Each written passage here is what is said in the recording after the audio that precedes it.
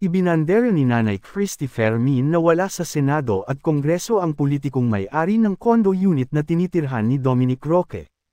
Talk of the town ngayon ang ex-fiancé ni Bea Alonzo matapos mabalitang ang tinitirhan umano nitong mamahaling condo unit ay nasa pangalan ng kilalang politiko.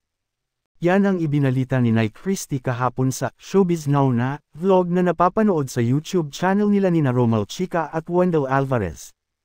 Habang umeere ang programang Christy Ferminit kaninang tanghali sa Radyo 592.3 True FM ay may nag-text sa host ng "Nairamdam ko congressman yan at wala sa Senado at yung kondo po nasa Bonifacio Global City o BGC." Hayan lumiit na ang choices ng pagkakakilanlan ng politikong may-ari raw ng condo unit ni Dom kaya mamimili na lang sa pagitan ng mayor, vice mayor at konsehal. Posible ring governor at vice governor pero baka naman mayaman ang isang barangay chairman kaya isama na rin natin sa pagpipilian.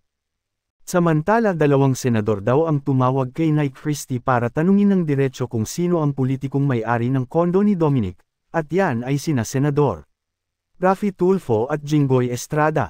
Tulad ng binitiwang salita ni Nay Christy ay wala siyang babanggitin kung sino sa mga nagtatanong dahil gusto niya na si Dominic Roque mismo ang maglabas nito bilang siya naman ang involved sa issue. Sabi pa ni Nanay Christy, "Ito po ang taya ko sa issue na ito. Kami po ang naglantad nito, alam ni Dominic Roque na hindi imbento ang kwentong ito, alam ni Dominic Roque na totoong may pangalan ang politikong dapat sambitin sa isyong ito. Alam ni Dominic Roque kung sino ang may-ari at kanino nakapangalan ang condo unit na mamahalin na tinitirhan niya at alam ni Dominic Roque na siya ang dapat magpaliwanag at hindi kami. Yun ang aking taya rito.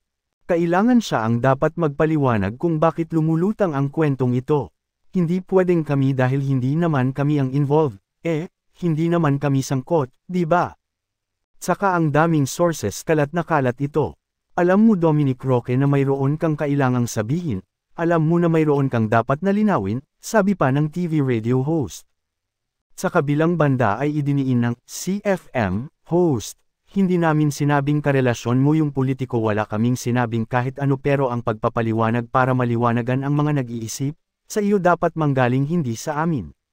Alam din daw ng pamilya ni Bea ang tungkol sa lahat ng ito at isa ito sa mga dahilan kung bakit ang paglakad sa altar ng dalawa ay hindi na matutuloy.